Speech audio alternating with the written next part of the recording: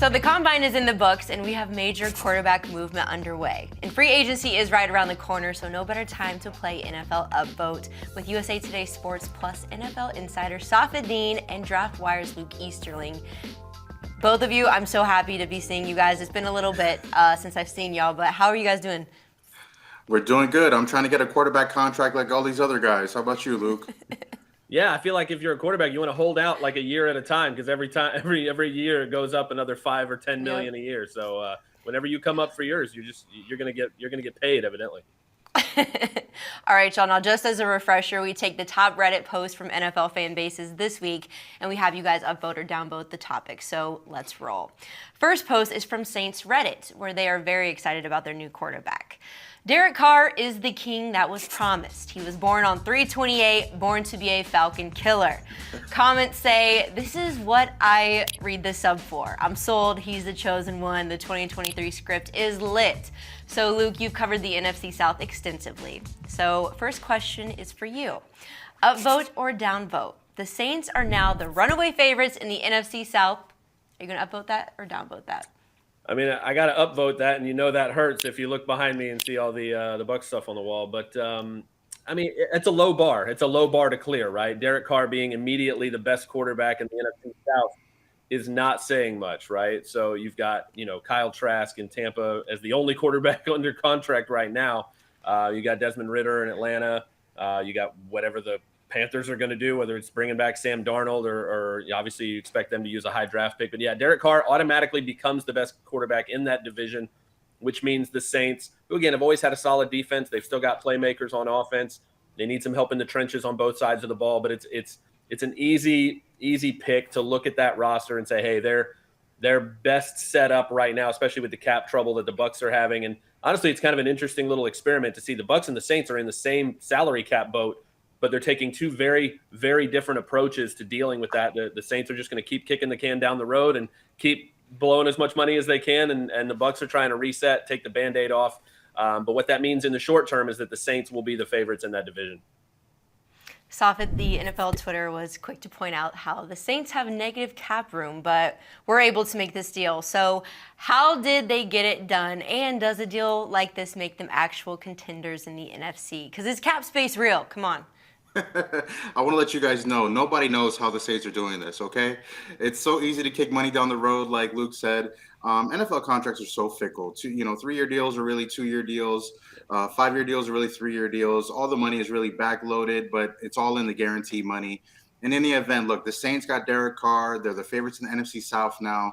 And more important, the Saints are going to get into the dance. They might get into the playoffs, yes, but they're still not better than the Philadelphia Eagles. They're still not better than the San Francisco 49ers. I would even put the Dallas Cowboys in the same mix as well. I'm not even sure if they're on the same boat as Minnesota or the Giants. So we'll see how far Derek Carr can take the Saints, but they're definitely not in the upper echelon. They're definitely still middle of the road. So while it was a party on Saints Reddit, the same cannot be said for Jets Reddit. And this post sums up their fears quite nicely. So it's a cartoon of Jets GM Joe Douglas taking a stroll on his bike. First image is calm and says, let's string Derek Carr along until Aaron Rodgers makes up his mind. Next image, Douglas starts to fall off the bike as Derek Carr signs with the Saints and Aaron Rodgers retires. And then the last image is him on the ground holding his knee. Forced to sign Carson Wentz to a 5-year deal. So Safid, upvote or downvote. The Jets are Rodgers or bust at quarterback this season. I'm going to upvote this all the way to the moon here, guys. Look, Aaron Rodgers is meeting with the Jets this week. He finally came out of the darkness and is ready to talk about his NFL future. Look, the Jets have a trade to make. Aaron Rodgers is going to make $59 million next year. You have to figure out how you're going to make that money work. Like we just talked about with the Saints, it's possible to make it happen. I still think the Las Vegas Raiders are probably the biggest threat to the Jets because of the fact that Aaron Rodgers has played with Devontae Adams. But look, Aaron Rodgers going from the NFC to the AFC, which is just loaded with quarterbacks. I'm not sure if the Jets are the right fit for him, although who knows what Aaron Rodgers is looking for at this point in his career. There's also a possibility he possibly could retire, which I'm not sure if it's completely in the cards, but I would rather see Aaron Rodgers in Las Vegas than I would with the Jets. Luke, say Rodgers does stay in Green Bay or he retires. What realistic options does New York have for quarterback at this point? Nothing great. It doesn't. It gets really bad after that, and I think that's why you saw such an emphasis placed on Derek Carr going to the Saints, because I think everybody knows it's kind of slim pickings after that, because now you're getting into, and a lot of this is because obviously we're expecting Daniel Jones to stay in New York, whether on the franchise tag or with a long-term deal. Geno Smith already got his deal earlier this week in Seattle. So Jimmy Garoppolo, Baker Mayfield, Jacoby Brissett, those are the names that are next, right? If we take those guys off the board, and obviously assuming that nothing happens with Lamar Jackson, but yeah, it's a huge drop-off, right? I feel like at that point you do kind of have to, and that plays to the advantage of the Packers, right? The Packers aren't dumb. They know that, so they're going to be able to drive the price up a little bit if they can come to a deal, and Rodgers wants to go to New York. So that's advantageous for them. They can ask for maybe an extra pick because they know if they don't get Rodgers, the Jets are going to be choosing between really a bunch of versions of the same guy, and it's just a tier or two or three down. All right, speaking of trades, while free agency is fast approaching, it also sounds like some big names could be on the trade block. So this next post is a tweet from Titans reporter Mike Herndon, quoting Mike Silver. According to my sources, all of them current general managers, Titans running back Derrick Henry, Rams quarterback Jalen Ramsey, and Cardinals receiver DeAndre Hopkins are among the players who've been shopped in recent days. One comment says, Saints, quote, "We'll take them too, why not? Here's a check, don't cash it until January." Safid, upvote or downvote, Henry, Ramsey, and D-Hop will all be traded this offseason. I'm going to upvote this. Let's get some chaos in the NFL this offseason, as if it needs any more, right? Look, I want DeAndre Hopkins to go to the Chicago Bears. I want the Bears to take one of those extra first-round picks, send it to the Cardinals, get a receiver for Justin Fields. Jalen Ramsey, come down to Miami, Jalen Ramsey. The Dolphins need another quarterback badly. You'll love the sunshine here. And who's the other? Derrick Henry. I want to see Derrick Henry in Buffalo. Get Derrick Henry in the Bills' backfield with Josh Allen. Those are two behemoths of men running the ball towards you. I would love to see Derrick Henry help the Bills get over the hump and beat the Chiefs in the AFC. I like that. Okay, Luke, aside from these trade targets, who are the biggest free agents you're watching heading into next week? Two underrated names I'll keep in mind. Premium positions, young enough players to break the bank again. Orlando Brown Jr., the offensive tackle from Kansas City. They did not franchise him. And the same thing for Jesse Bates III, the safety from the Cincinnati Bengals. Two impact players at positions that are very valuable in this league. It'll be interesting to see what the market does with them as well. The combine has come and went. Bryce Young's size and Anthony Richardson's athleticism dominated on the field conversations in Indy. But it was potential number one pick Jalen Carter and his off-the-field issues that casted a dark cloud over the combine. So this next post offers a prediction for what we can expect next month during the draft. So The Athletic reports that, according to GMs and executives, Jalen Carter will not go top 10, but top 4 quarterbacks will, starting with Bryce Young. So Luke, upvote or downvote? Bryce Young will go number 1 in this year's draft. And if so, who do you think is the team making that pick? I mean, I think he should go number 1, but the only reason I'm going to downvote this is because I don't necessarily trust the NFL to do the right thing here. I don't trust them to make the smart move, because if we look back over history, the NFL loves to find reasons to take certain types of quarterbacks. And I think Bryce Young, being at 5'10", even though we all really kind of expected him to be that size, right? He's so good at everything else. Mac, you and I have talked about this already before. He's so good at everything else that it shouldn't matter that he's 5'10" instead of 6 foot. But I just don't trust the league not to get enamored with Anthony Richardson's athleticism, which, again, I don't really blame them, or Will Levis's arm strength, or even C.J. Stroud, who I think could be a more pro-ready version or a taller version of Bryce Young, right, where he's a little bit more polished and pro-ready than Richardson or Levis. There's too many other options that I think a team could move up and say, they're close enough to Bryce Young in the areas where he's good, and they're 6'3", 6'4", 6'5", instead of 5'10". That's going to be enough for me to make that decision. I don't trust one team not to jump up to number 1, whether that's the Colts from 4, whether that's the Raiders from 7, Carolina at 9. Tennessee at 11 is sneaky. If you want to talk about trading Derrick Henry, if you're going to trade Derrick Henry, you might as well blow it up and go all in and go get yourself a quarterback and move on from Ryan Tannehill. There's so many teams that could move up. And again, Bryce Young checks every box except for that one. But the league does dumb things in the draft all the time when it comes to quarterbacks. It won't surprise me at all if he is not the first quarterback off the board, just because some team, whoever moves up, either gets enamored with somebody else and their tools or says, I just can't do it for a guy who's 5'10". And again, I don't think that's a good move. Anthony Richardson is the wild card in this year's draft class, and he puts on a show at the combine. So which teams do you think, Safid, would be the best fit for him and his potential?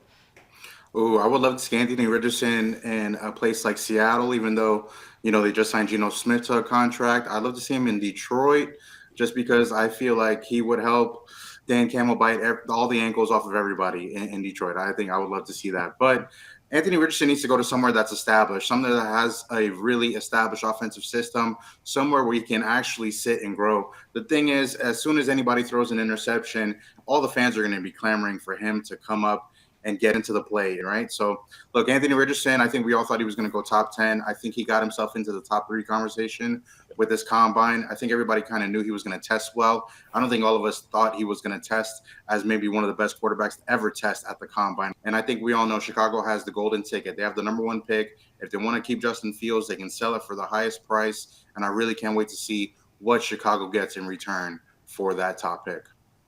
I mean, Luke, what were your thoughts on how he did at the combine and the records he broke?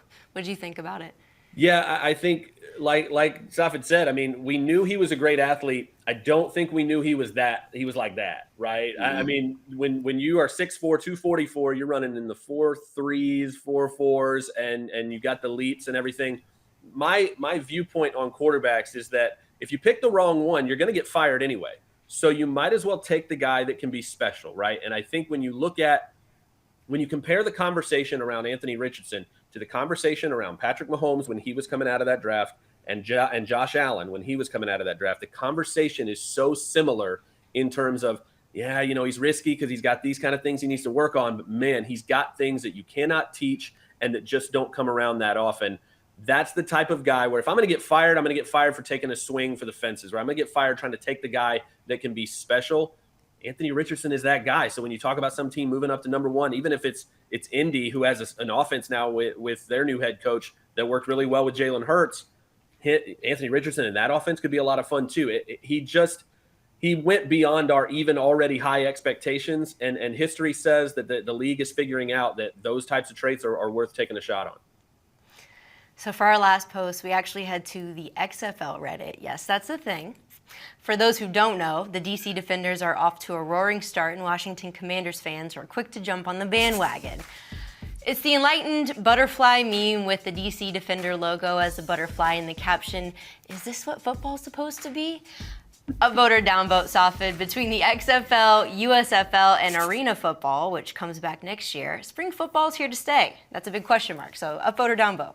Yeah, the here to stay definitely brings the big question. But I'm going to upvote this. Look, everybody loves watching NFL football. I think anybody will watch anything football, really. The thing that we do after the Super Bowl every year is we count down the days to the opening day of the NFL season, the next year. So I think some people are going to watch it. I definitely don't watch it as much. I have better things to watch. I can go on Netflix. I can go on Hulu. I can watch some other sport. I can watch Formula One. But still, people are going to want to place their bets on some football if they're not going outside and living their life during the spring like, some people should probably do.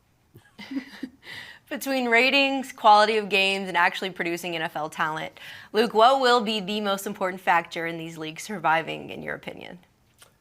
I mean, all of the above. I think a league has got to prove they can do all of those things to a degree and to a high enough level to where it can sustain them economically. Because let's be honest, that's all that matters. These leagues have got to make enough money to keep investors, to keep sponsors, to keep things afloat long enough for it to build those types of, fan bases and investment from the public. And build those relationships with communities. They've got to stay afloat long enough to make those things happen. So the biggest thing for me, and the reason I love spring football so much, is it gives so many more opportunities for so many more players and coaches to keep playing and coaching. And even support staff and people to get experience doing all these kinds of jobs that surround the league and allow people who love this sport so much to stay involved with it. We see so many players, especially when they have to retire or move on from the league, or the league moves on from them before they're ready. This is all they've been doing since college or even high school, and it's harder for them to kind of move on from something they've invested so much in. Anything that gives them an opportunity to keep playing a little bit longer, to give them one more opportunity to maybe get back into the league, or even go look at the social media posts from A.J. McCarron that we've seen from the XFL, how much joy it brings just to be back under center, to be throwing touchdowns, to be winning games, to have your family there to watch that stuff. That stuff is invaluable, and I think that alone is worth the shot. I just hope these leagues can support themselves long enough to make it sustainable. Hey sports fans, if you want to see more conversations with athletes and stars, check out these videos right here and be sure to subscribe for more from USA Today Sports.